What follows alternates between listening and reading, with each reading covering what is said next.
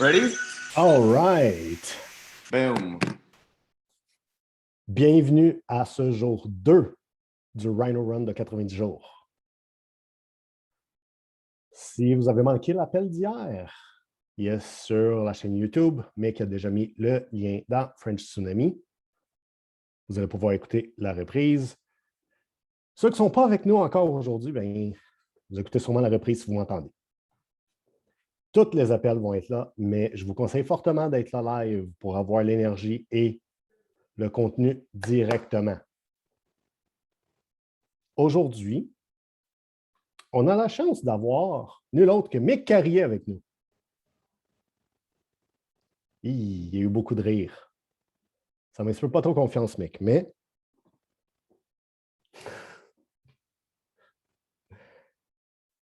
il va nous livrer du contenu. On va garder ça court, concis et puissant aujourd'hui. Let's go, Mick. Je pense que tu es muté. Puis tu n'es pas tout à fait prête.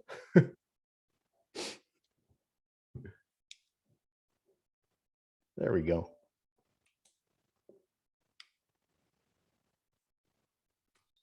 All right. Non, c'est parce que Mia vient juste de comme se réveiller exactement au moment où j'allais commencer. Fait que là, j'ai fait comme OK, shit, faut que je change de spot, moi, là.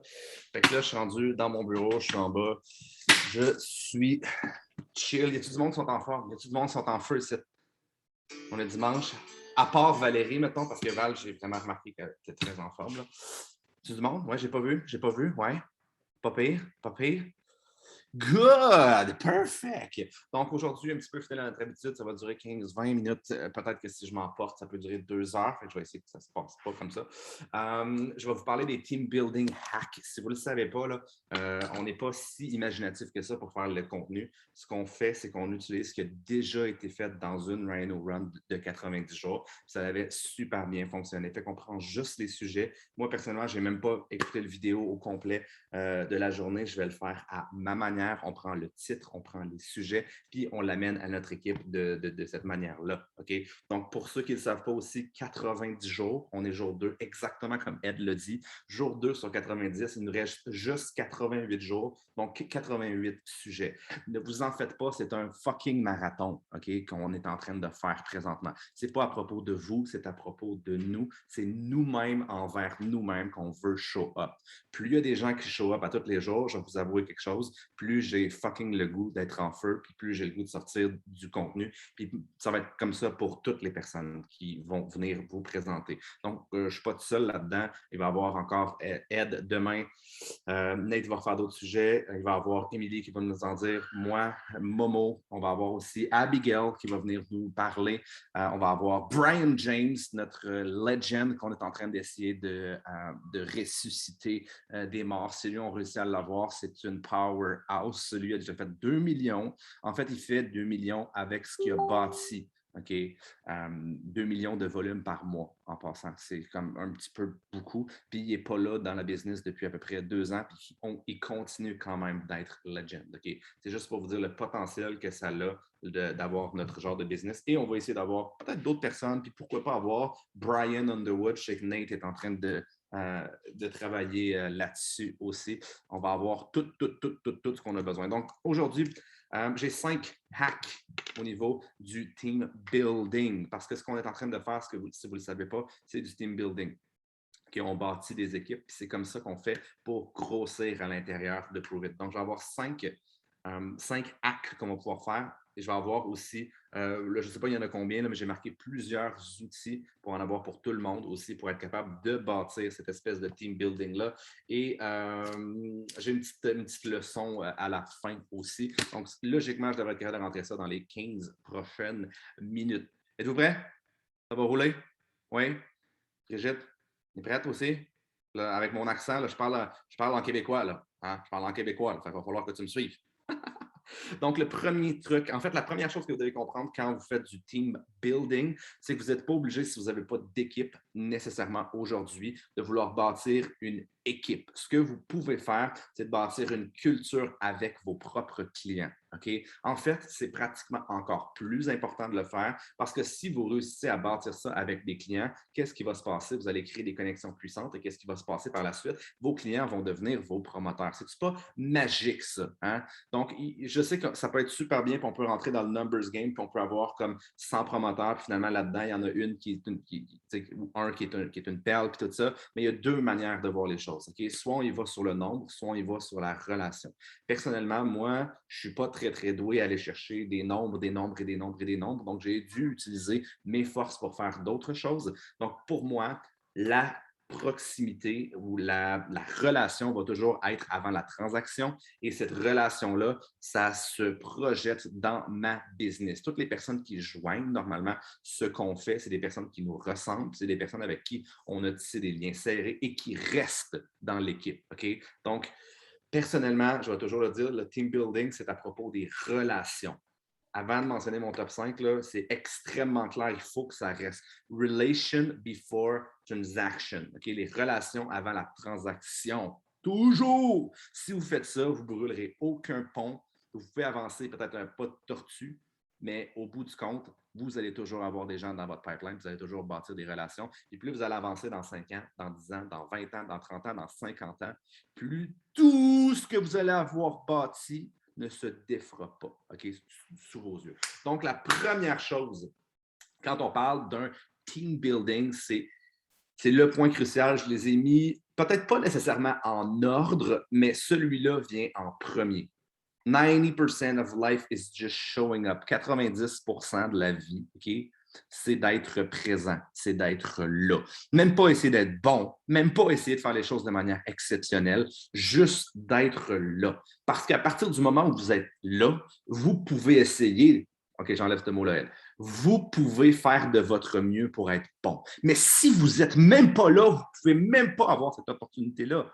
C'est le même principe avec les personnes qui sont autour de vous. C'est le même principe avec les personnes qui sont dans votre équipe, avec vos clients. La seule chose qui prédomine sur toutes les autres, c'est juste d'être présent, de faire des choses qui n'ont pas de sens, de faire des choses qui n'ont pas d'allure, simplement pour honorer cette espèce de règle-là. Vous avez 4 heures à faire, vous devez revenir le soir ou whatever, faites-les pareil. On s'en fout. J'ai déjà été dans certains parties, des Kiddo Life Parties, des choses comme ça, puis je suis arrivé là-bas, puis il n'y avait personne. Guess what? Moi, j'étais là. Moi, j'ai show up. Ça marche comme une espèce de catalyse, ça marche comme une espèce de magie.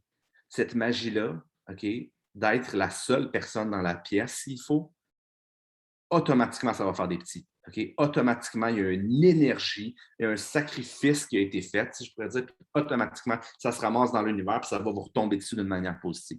Je ne sais pas comment. Okay? Je peux juste vous dire que moi, à partir du moment où j'ai choisi d'être là, que ce soit trop cher pour moi, que je n'aille pas le temps, que je n'aille pas whatever, OK? Ben, ça a tout fait la différence parce qu'à un moment donné, je me suis mis à créer le temps, je me suis mis à créer des relations, puis le monde a vu ce que j'étais prêt à faire pour ma propre équipe. Puis qu'est-ce qui s'est passé par la suite? Ben, le monde commence à le faire tranquillement aussi. Ça se réplique, tout se réplique. OK? J'ai reçu cette leçon-là de show up juste un petit peu avant Prove It et ça m'a servi à la merveille. OK? Nate qui arrive de fucking Nova Scotia puis qui fait toute la nuit pour venir chez nous pour faire la conférence, puis finalement dormir 4 heures, puis repartir chez eux. Il a fait à peu près 30 heures de route en 2 jours pour venir dans une conférence. Et il comprend, mais il ne comprend pas.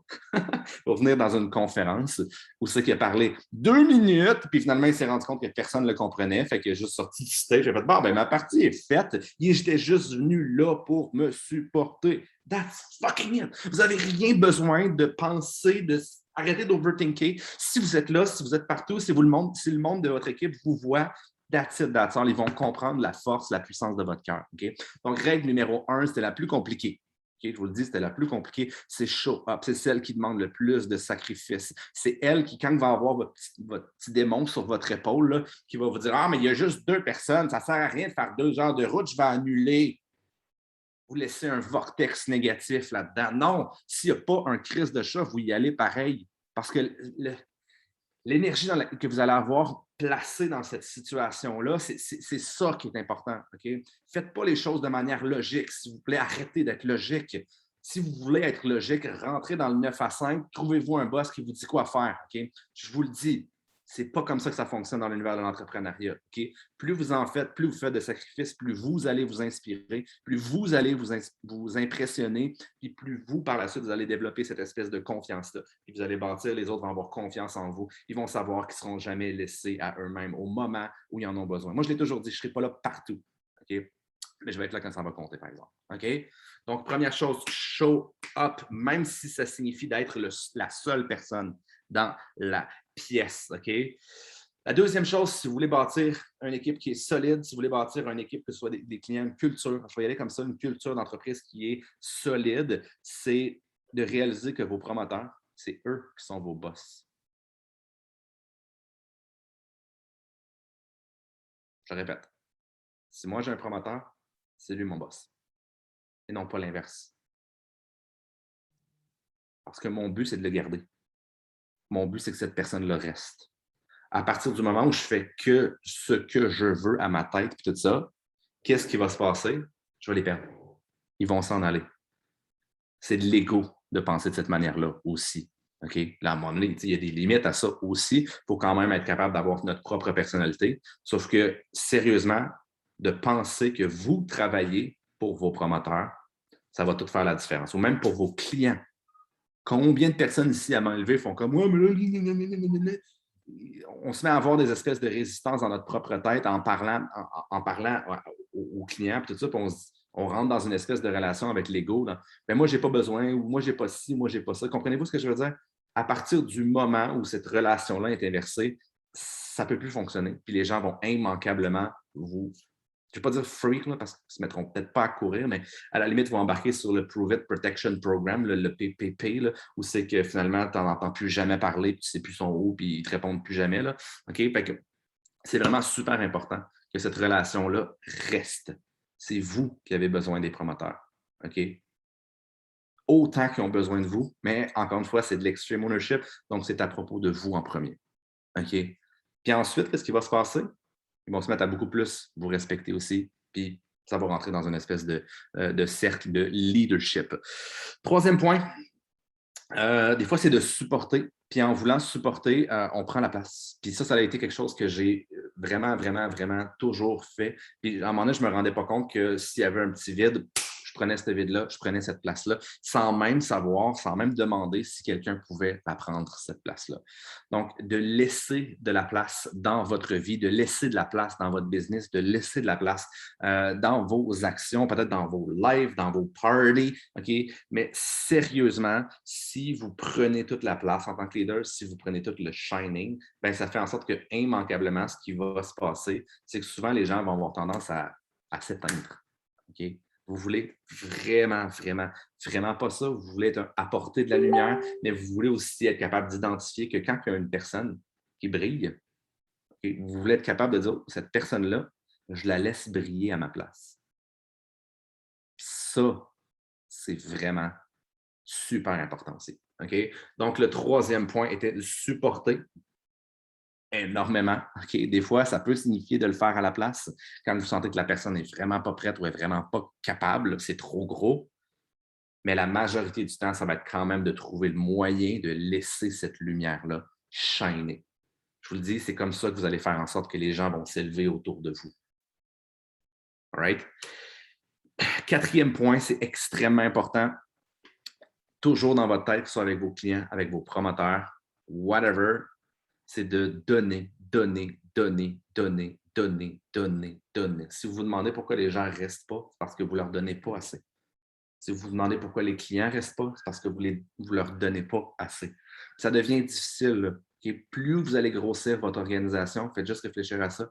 Tous les petits problèmes que vous avez à 5 000 de volume, là, okay? Mais quand vous les mettez à 50 000, c'est 10 fois plus. Puis à 500 000, c'est encore un autre 10 fois plus. Okay? C'est vraiment comme ça que ça fonctionne. Il faut être capable de mettre ce système-là. Puis à un certain moment donné, il ne faut pas essayer d'atteindre la perfection. Okay? Fait que donner, donner, donner, donner, des fois, ça signifie donner plus à à un type de personne qui est un peu plus précis aussi. Okay? Mais ça, je vais plus loin là-dedans, là, mais j'espère juste que vous compreniez que de donner à un certain moment donné, c'est de donner à la bonne personne aussi. Plus vous allez avancer, plus ça va être important. Mais toujours cette mentalité-là, que ce soit avec le client, que ce soit avec le promoteur, de donner. Encore une fois, c'est un petit peu comme la deuxième, c'est ils sont votre boss. C'est à vous de leur donner. C'est à vous de leur montrer ce que vous pouvez faire pour eux. OK? Mon cinquième point, c'est impliquer les gens. OK? Forcez-les un petit peu à s'élever. Si vous voulez créer une équipe qui est forte, une équipe du team building qui est fort, bien, vous devez élever les personnes. Pas juste leur laisser une certaine place, mais vraiment les pousser avec un petit coup de pied dans les fesses pour qu'ils soient capables de s'impressionner, pour qu'ils soient capables de s'inspirer. OK? Donc, dans les prochains exemples, vous allez voir, là, je vais faire des petits exemples de choses qu'on peut faire aussi pour bâtir une team building, des choses qui sont un petit peu plus précises. Mais prenons par exemple un événement.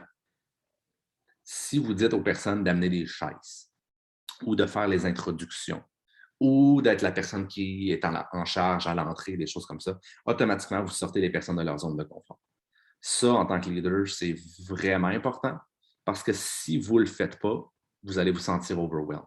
Vous allez vous sentir que vous en mettez trop sur les épaules. Puis à un moment donné, ça va devenir une job de je peux tout faire, je n'ai pas besoin de personne, puis les gens vont le sentir autour. OK? Been there, done that. OK? Et puis, Momo, finalement, je n'avais pas amené mon fil d'ordi. J'en aurais peut-être besoin avant les 6 prochains pourcents. Je dis ça comme ça. OK? 6 ça laisse un petit peu de jeu pareil, mais c'est ça. Donc, impliquer les personnes. Trouver les moyens de. Tu sais, si c'est une personne qui est gênée, qui est plus analytique, mettez-la dans une situation d'analytique. Mettez-la dans une situation de prendre les présences ou d'organiser l'horaire, des choses comme ça, whatever. Si vous connaissez vos gens, si vous connaissez les personnes qui sont autour de vous, parce que si vous avez bâti des relations avec eux, vous allez savoir comment être capable de les placer dans un bon environnement. Puis ça vient aussi avec l'expérience. Okay? On est comme vous. Okay? Moi, je n'avais jamais eu l'expérience de marketing des réseaux avant. Okay? Je vous le dis, je n'avais jamais eu l'expérience. On est dans notre. En fait, on vient d'entrer depuis quelques derniers jours dans notre 4e année. Okay? Puis, en fait, on a fait 4 ans. On entre dans notre 5e année. On n'a jamais eu cette expérience-là. Donc, nous aussi, on va faire des erreurs. Puis ça fait partie, justement, de notre processus à nous aussi. Ce qu'on est en train d'identifier présentement, c'est super beau sur papier. Super beau, la perfection. OK? Mais ça n'arrivera pas. Vous ne serez pas capable de toujours respecter ce que je vous dis là présentement. Donc, arrêtez d'essayer de rechercher la perfection. Arrêtez d'essayer de tout faire. Puis vous voyez au jour après jour, après jour, après jour, comment vous pourriez faire pour vous améliorer là-dedans. OK? Aussi simple que ça. Donc, je vous ai donné mes petits hacks au niveau du team building. Tout ce que je viens de vous dire fonctionne aussi pour les clients. OK? J'espère que c'est clair. Parce que c'est les clients qui vont devenir des promoteurs. Si vous réussissez à faire ça avec des clients, je peux vous garantir une chose, vous bâtissez une fondation comme vous n'en aurez jamais vécu pour bâtir le succès par la suite. OK? C'est indéniable. Commencez par les clients. Ensuite de ça, faites votre expérience avec eux. Boum! Comment impliquer les clients? Est-ce que c'était une question? Est-ce que c'était une question, Nancy? Oui, en fait, tu dis que c'est tout applicable sur les clients. Oui. Ben, le point 5, c'est impliquer les gens. Ouais. Comment on fait pour impliquer les clients? Je vais prendre ta question, je vais y répondre dans, mettons, 3 minutes, puis je vais l'implanter dans ma prochaine section. Puis Momo, j'aurais besoin du fil de mon ordi, s'il te plaît. Non, mais bientôt. Merci. Quand on parle de client ou un environnement client, un environnement promoteur, là, j'ai créé une petite liste de choses que vous pouvez faire. En fait, que si vous voulez grandir, c'est pas tout le monde qui veut être en 6, c'est pas tout le monde qui veut être en 7, en 8, Legend, tout ça, puis c'est bien correct aussi. Mais ceux qui veulent plus, honnêtement, les relations de qualité, vous les bâtissez en vrai. OK? Donc, d'organiser des cream parties un dimanche où c'est que vous faites goûter des keto cream puis vous avez une conversation. OK? Merci. Vous pouvez faire un Friday gin si vous êtes plus party un peu, vous êtes un peu plus animal, c'est que ben, vous prenez 2-3 sortes de ketones puis vous mélangez ça avec du gin. Okay? Vous pouvez par la suite organiser, comme là, Mélissa en organise une conférence à Maniwaki. Je ne me souviens plus c'est quand exactement la date. Puis c'est pas important pour là, le 25, 26. Bon, il y a plusieurs dates. OK? Donc, mais toutes ces petites choses-là que vous allez faire au niveau de vos clients, puis c'est là où j'embarque dans ta question, Nancy. Si vous dites à une personne, mettons, une personne que vous savez qui va venir, une personne qui est relativement fiable, au Cream Party, dire « Hey, j'ai plus de café. Peux-tu amener du café? » Ou « Hey, j'aimerais ça avoir, j'ai pas pensé, j'ai plus de verre chez nous. Pourrais-tu amener les verres? » Ou si c'était un promoteur, fake, OK? Fake. Tu dis, hey, j'ai juste des pumpkin spice, mais j'aurais aimé ça avoir du sweet cream, t'en as-tu? Peux-tu les apporter? Ça peut être une manière d'impliquer juste un petit peu, parce que ces personnes-là vont se sentir un peu plus faire partie de la gang. Ils vont se sentir un petit peu plus intégrés. Puis là, par la suite, faites-leur partager leur expérience. S'ils sont là, c'est pas pour rien. Okay? Donc, de raconter l'histoire, c'est une chose qu'on demande souvent. Si vous avez, pour ceux qui sont venus en Alberta, là, on a demandé des takeaways tout le temps. On a demandé comme les petites histoires. On a demandé de parler de la vision comme toujours, parce que de parler de soi, c'est beaucoup moins insécurisant. Je vais me plugger mon ordi avant que tu prennes. C'est beaucoup moins insécurisant que de faire une conférence en parlant de quelqu'un d'autre, en parlant de quelque chose d'autre, un produit, puis blablabla. Non, non, non. Impliquez les gens selon ce que vous sentez qu'ils sont prêts.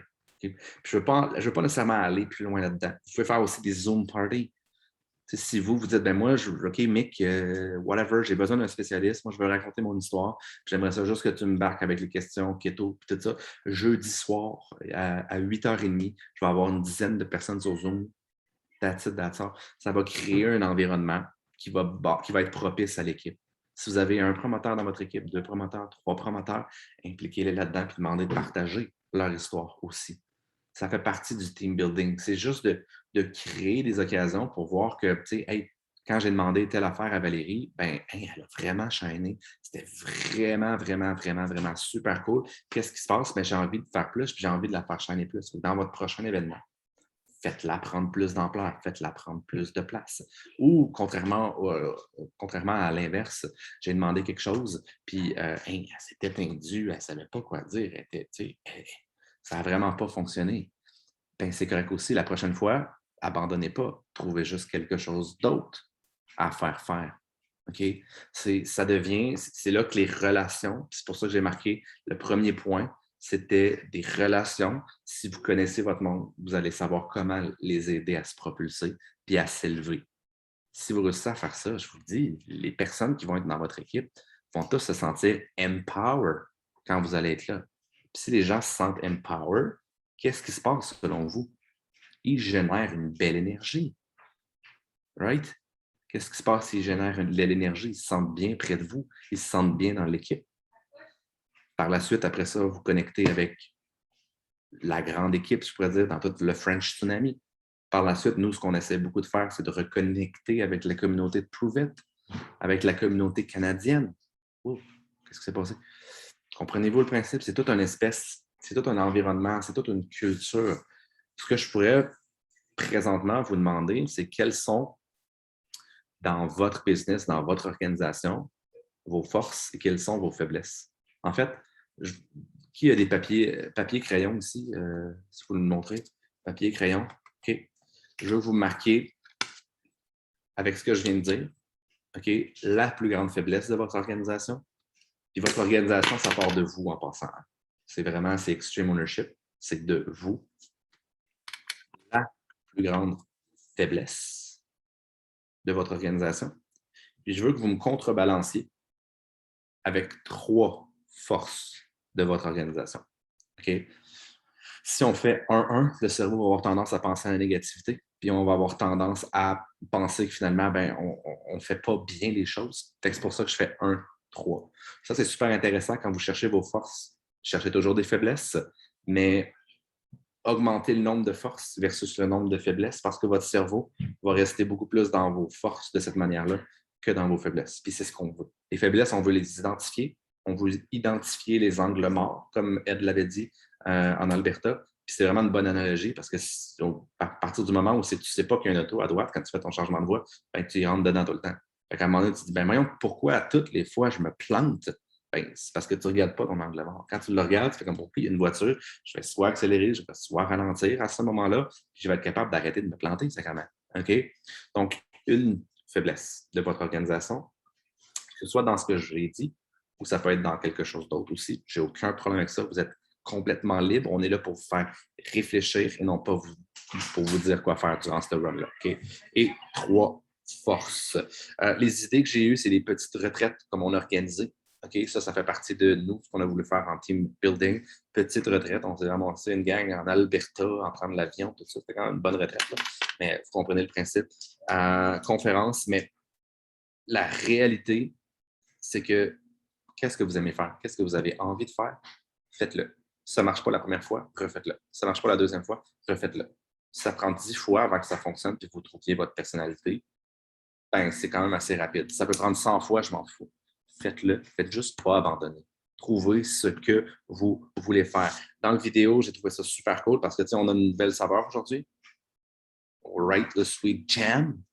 Ben, de faire un party de dégustation de nouvelles saveurs. À toutes les fois qu'il y a une nouvelle saveur, comme oh my God, à place de prendre une boîte, j'en prends 2. Puis dans cette partie de dégustation-là, je fais goûter. Quand même très cool. Il y a des anciens clients qui vont venir, des nouveaux clients qui vont venir. Peut-être qu'il y a des anciens clients qui vont amener des nouveaux clients aussi. Donc, c'est quand même, moi, je trouve ça une super bonne idée parce que ça l'engage des anciens clients. C'est ce qu'on veut, au bout du compte. On leur donne, on leur fait essayer de nouvelles saveurs, ils sont contents, ils sont heureux, ils sont placés dans un environnement. C'est du team building parce qu'à toutes les fois qu'ils viennent, ils se sentent intégrés à l'équipe. Puis à partir du moment où ils se sentent intégrés à l'équipe, ils veulent faire partie officiellement de l'équipe.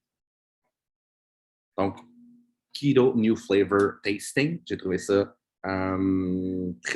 très bon. Mais tous les tools, tous les outils que vous pouvez penser pour bâtir l'équipe, c'est fine. Trouvez juste qu'est-ce qui vous convient. Okay? Puis, dernière chose, n'oubliez jamais une seule chose dans le team building, dans la culture de l'équipe, c'est soyez le catalyste de la lumière. Soyez suffisamment conscient pour réaliser est-ce que vous apportez la lumière ou surtout quand est-ce que vous apportez la noirceur dans votre propre équipe. C'est vraiment important de le comprendre. Est-ce que vous êtes un amplificateur à ce moment-là, parce que c'est toujours des situations, ou vous êtes le downer? Plus vous le savez, plus vous pouvez éviter d'être le downer. J'essaie toujours, la majeure partie de ma vie, là, elle sert à être l'amplificateur à tout prix. Tout prix. Soyez conscient de vos angles morts, qui fait en sorte que finalement, vous venez d'être la personne qui crash l'énergie. Puis ça va devenir un muscle. Puis à un moment donné, vous allez être damn fucking fort à faire en sorte que vous allez attirer uniquement le catalyse de la lumière. Votre présence va amener la lumière. Vous n'aurez même plus besoin de rien dire, de rien faire.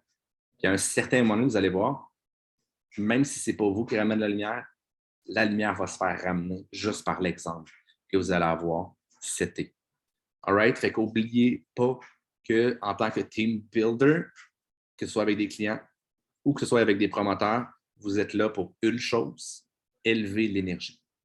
Si vous faites ça, il va y avoir des belles affaires qui vont se présenter dans votre vie, je peux vous le fucking garantir. OK? Fait que voilà, c'était pour la Rhino Run number 2. C'était quoi mon titre déjà? Team Building Hacks pour être capable de bâtir une équipe, soit des clients, soit des promoteurs aussi. Mais si vous respectez tout ça, je peux vous garantir une chose, ça va être vraiment super magique. Donc, j'arrête l'enregistrement. Pour ceux qui écoutaient la Rhino Run, vous devez venir en live pour être capable d'avoir comme l'aspect VIP, questions, puis tout ça. Donc, voilà. Mais je vous aime vraiment beaucoup parce qu'il y a bien du monde qui ont des affaires qu'ils ne peuvent pas déplacer, puis c'est fine aussi. Okay? Voilà.